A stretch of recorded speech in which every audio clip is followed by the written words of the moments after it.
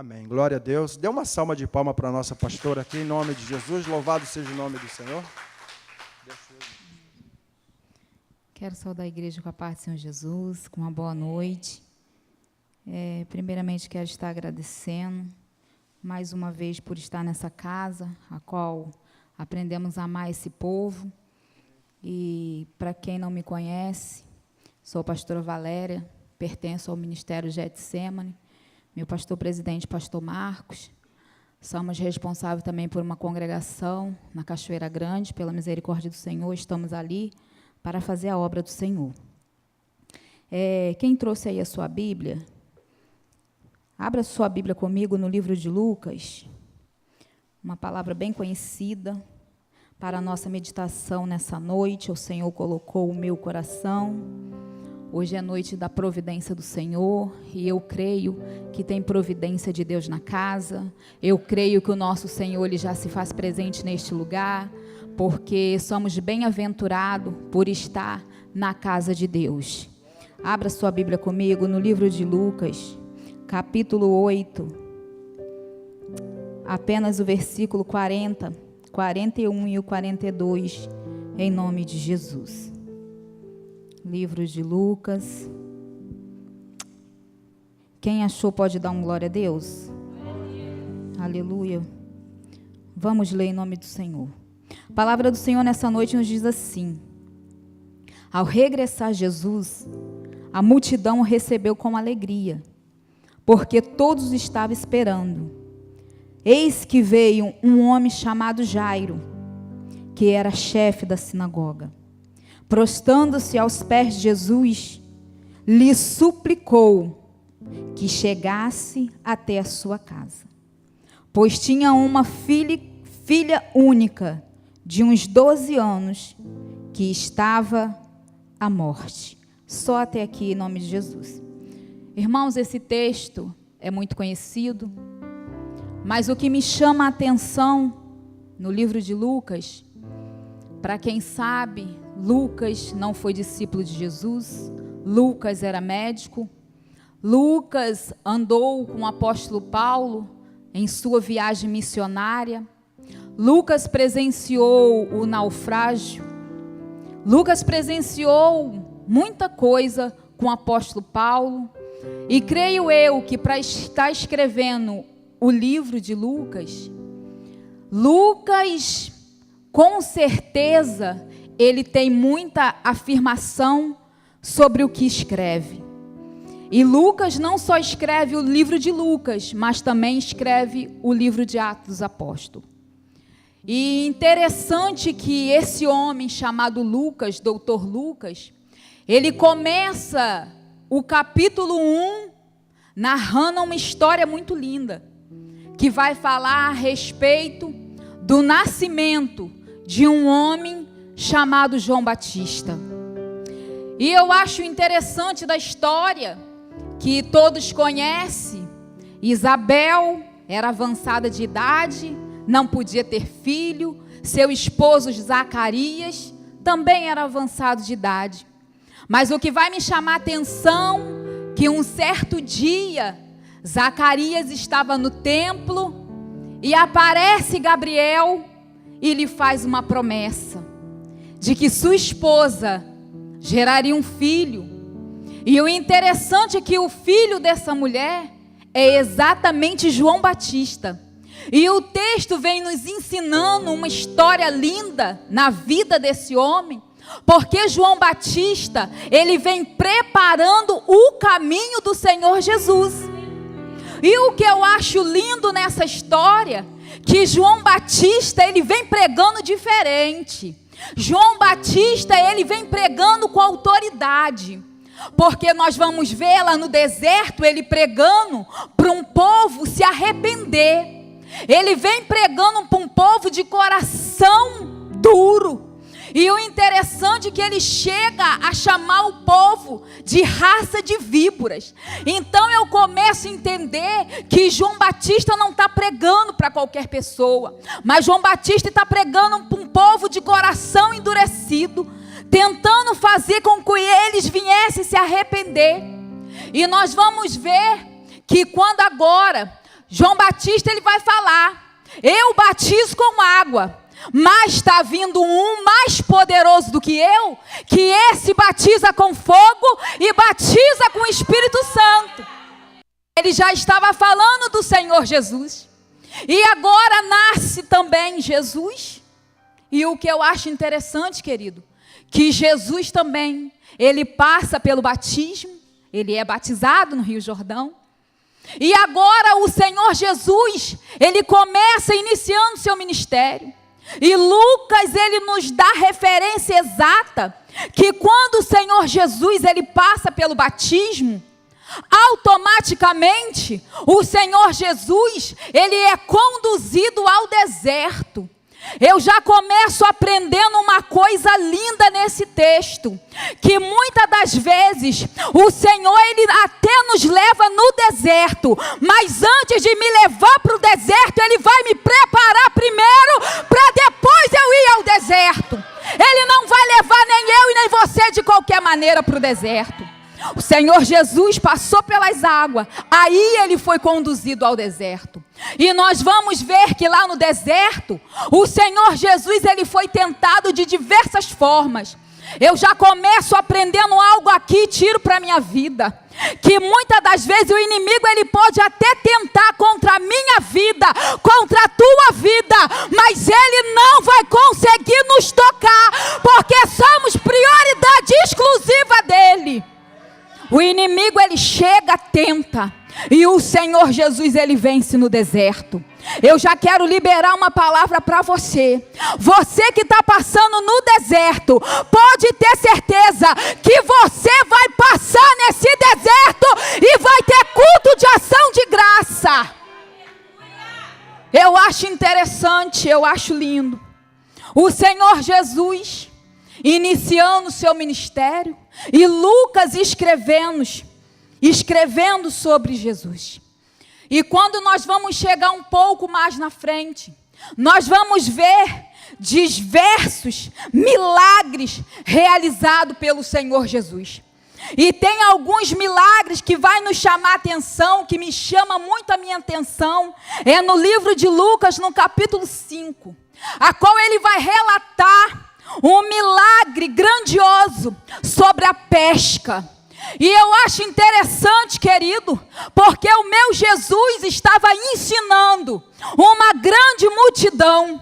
E o Senhor Jesus, ele está observando alguém que está à beira da praia, já estava lavando as suas redes. Quem conhece o texto vai ver que Pedro tinha pescado a noite toda, não tinha apanhado nada. Agora você imagine comigo como estava a mente desse homem. Trabalhou a noite toda, não conseguiu pegar nada. E para quem sabe, a pesca naquela época era o trabalho daqueles homens, ele sobrevivia da pesca. Então, para Pedro estar ali frustrado não era à toa, porque ele sabia que ele dependia daquilo ali. E Pedro já está lavando a rede, se preparando para ir embora. E Jesus ensinando, ele estava observando Pedro. Deixa eu te dar um recado de Deus nessa noite. Você pode estar pensando que o seu problema está perdido, que você está sendo frustrado à toa. Não, não, não. O meu Deus me trouxe aqui nessa noite para te dar um recado. Enquanto o Senhor Jesus estava ensinando a multidão, mas ele também estava de olho na dificuldade de Pedro. Você que está passando dificuldade, o meu Jesus, ele te contempla. O meu Jesus, ele te vê. Aonde quer que eu venha estar, os olhos dele estão me contemplando a todo tempo. E Pedro já estava preparando para ir embora. Jesus chega, pede o barco emprestado. Vamos até ali, Pedro, me leva um pouco, me afasta daqui da terra. E eles, quando chegam em alto mar, o Senhor Jesus dá uma ordem para ele: lança a tua rede. Senhor, mas trabalhamos a noite toda, nada apanhamos, mas porque o Senhor manda, nós vamos lançar novamente. Eu não sei porque você parou, porque você está no meio do caminho, porque você está na beira da praia, mas o meu Deus me trouxe aqui para te dizer: ei, é naquele lugar que você foi frustrado, você vai voltar, e você vai voltar com vitória, você rede. A rede agora está cheia de peixe. Era tanto peixe que eles tiveram que chamar os outros barcos para ajudar. Irmão, sabe o que meu Deus me diz aqui nessa noite? Que tem pessoas nessa noite que vai receber bênção é grande, a vitória é grande, que vai ter plateia para poder assistir a tua vitória, o culto de ação de graça. E Lucas, ele começa narrando a história, falando de diversos milagres do Senhor Jesus. Quando eu chego no capítulo 7, eu vou ver a cura de um servo de um centurião, já foi falado aqui. Eu acho muito lindo, eu acho interessante, porque esse homem tinha um servo a qual estava doente. Sabe o que o Senhor me fala? Que muitas das vezes nós deixamos de receber vitória porque nós não cremos na palavra do profeta. Você vai ver que esse homem, ele fala assim: Senhor, só libera uma palavra. Sabe o que eu aprendi nesse texto? Que quando o profeta, ele libera uma palavra, a vitória, ela já chegou na nossa casa. Porque muitas das vezes, querido, o profeta fala assim: quando tu chegar na tua casa, a vitória vai estar lá. Quando você chegar na tua casa, a enfermidade já vai ter ido embora. Ei, deixa eu te dizer uma coisa: recebe da parte de Deus, porque o profeta está falando, tem vitória chegando, tem cura de Deus neste lugar, e eu recebo a minha vitória. Você vai ver a fé desse homem. Ele não pediu assim: Jesus, vamos comigo. Ele ainda fala mais, ele fala: eu não sou digno de o Senhor entrar embaixo do meu telhado. Esse homem, ele se coloca tão pequenininho diante de Jesus, querido. E hoje, nos dias de hoje, a gente pede tanta coisa, a gente exige tanto de Jesus. Eu vejo tantas pessoas querendo colocar Jesus na parede, querendo ensinar Jesus como trabalhar. Ei, por que que o Senhor ainda não me deu a minha vitória? Por que que eu estou passando por esse processo? Sabe o que o meu Deus me diz nessa noite? O tempo é dele, ele faz se ele quiser. Ei, deixa eu te falar uma coisa: se a vitória está demorando, o Senhor, ele sabe por que a vitória está demorando, porque ainda não chegou o tempo da vitória chegar sobre a minha vida e a tua vida, mas a vitória, ela vai chegar, querido.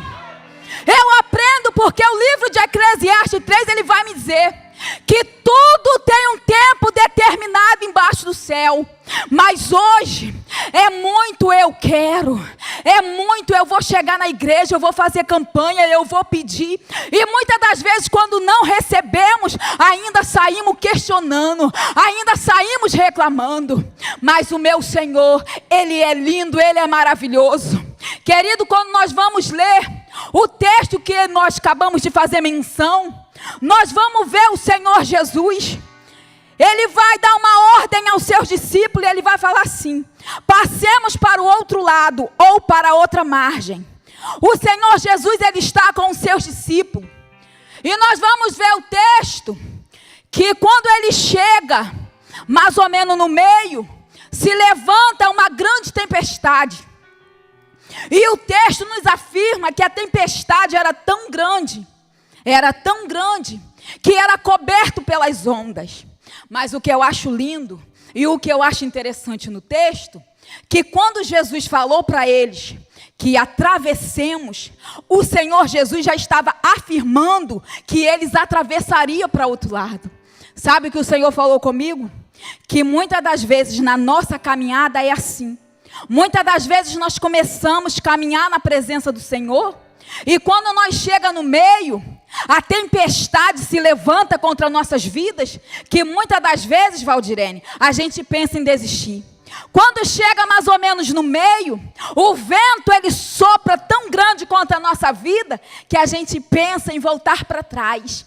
Mas você pensa que para receber vitória é no começo? É no meio? Não.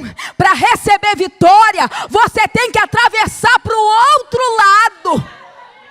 E o interessante é que Jesus estava no barco, só que Jesus estava na proa dormindo.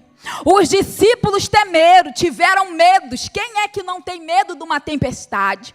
Eles correram até Jesus e falaram assim: mestre, mestre, o Senhor não vê, não te importa, nós vamos perecer. O texto me afirma dizendo que Jesus se levanta calmamente. Repita comigo: calmamente. O Senhor, Ele me deu uma revelação, querido. Porque muitas das vezes, para resolvermos alguma dificuldade, situação na nossa vida, a gente tem que se levantar com calma. Mas muitas das vezes no problema, Jaqueline, a gente já começa se levantando, afoito, preocupado, como que eu vou resolver esse problema? Mas o meu Jesus, Ele se levanta calmamente. Ele olha e Ele fala, Ele dá uma ordem para que aquela tempestade ela viesse se acalmar. Sabe o que o Senhor está falando para mim e para você nessa noite? É no meio da tua tempestade que o Senhor Ele vai te usar para essa tempestade se acalmar. O texto me afirma dizendo que ele chega do outro lado. Quando eles chegaram do outro lado, o Senhor Jesus, querido, ele já sabia o que estava indo fazer lá, porque tinha um jovem endemoniado. Aquele jovem era possesso de espírito maligno, que ninguém conseguia prender aquele jovem.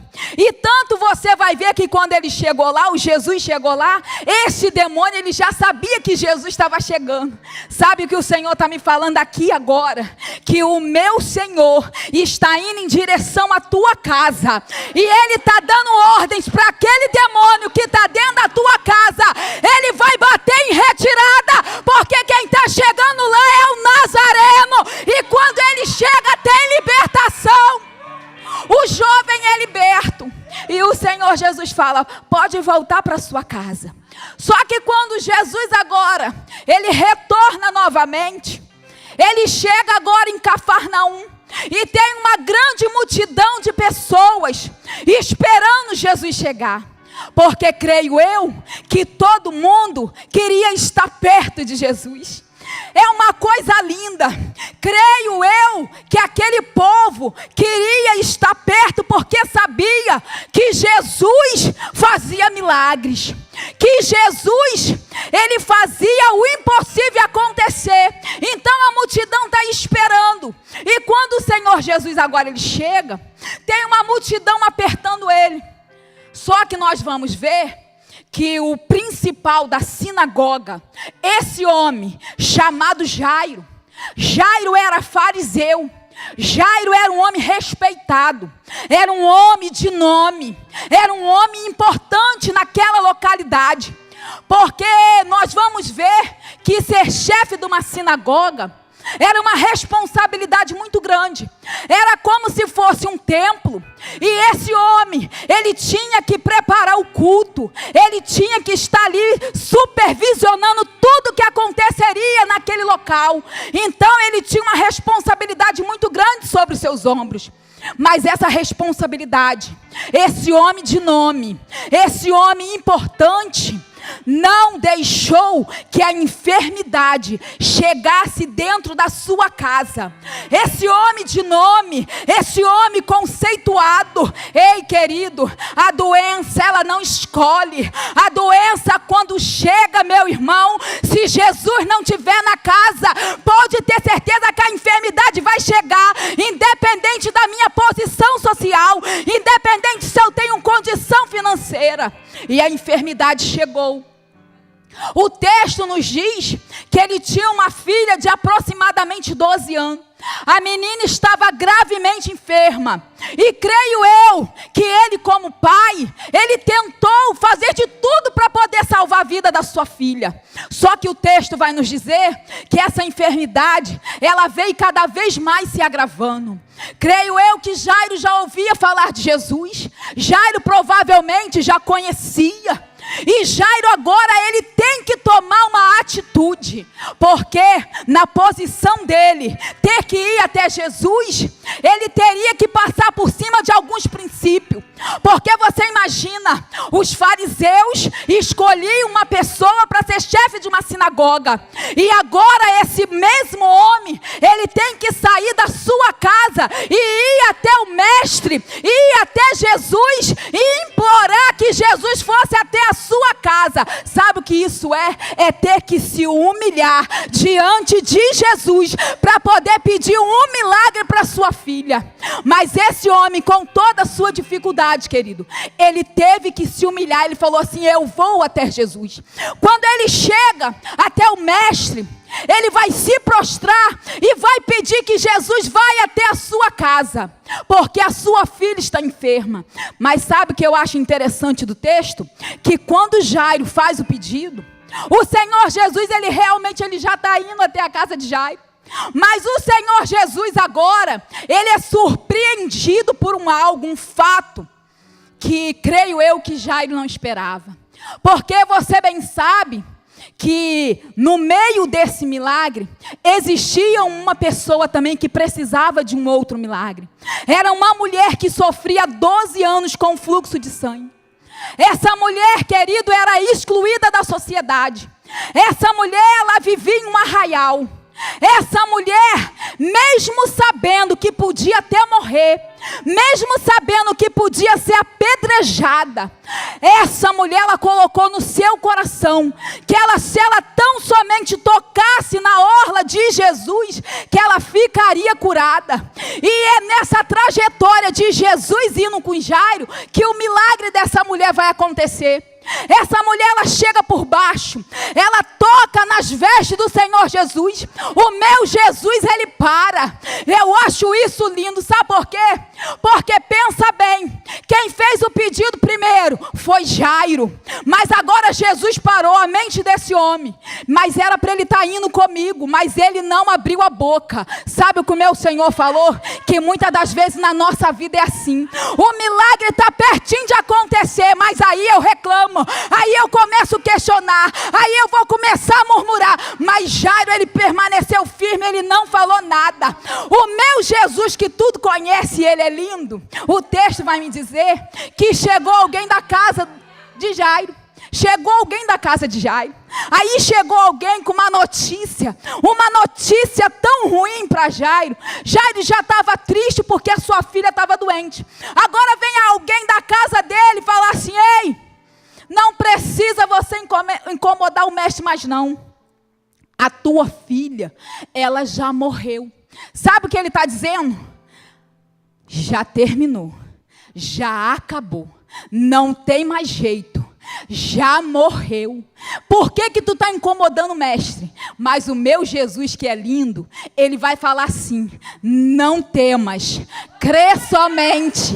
Eu não sei qual foi a palavra que lançaram sobre a tua vida. Se disser assim, já está terminado, não tem mais jeito, está desenganado pela medicina. O meu Deus, ele tem uma palavra para você hoje: não temas, crê somente que o milagre está indo em direção à tua casa. Ei, eles não sabiam que Jesus era o dono da vida. Ei, o meu Jesus, ele tem poder sobre a vida e sobre a morte. Eles não sabiam, querido. Jesus, quando olha para ele e libera essa palavra, ele continua no mesmo lugar. O milagre da mulher, a mulher recebeu a sua cura, e o meu Jesus, ele continua indo com Jairo. Mas o que eu vou achar interessante e lindo no texto, que lá na casa de Jairo, já estava tudo preparado. O texto vai nos dizer, querido, que naquela época, tinha umas carpideiras, que elas eram pagas para poder chorar. Tinha músico também, que já estavam tocando. Ou seja, com certeza para eles já estavam preparando o funeral. Sabe o que o meu Deus me trouxe aqui para dizer? Que o meu Jesus está cancelando nessa noite. O meu Jesus, ele está fechando a sepultura. O inimigo já pode até ter falado que morreu, mas o meu Deus, ele está cancelando o velório de familiares aqui nessa noite. Oh, aleluia! vai ver que quando Jesus chega lá, Jesus vai falar assim: por que esse alvoroço? A menina não está morta, a menina está dormindo.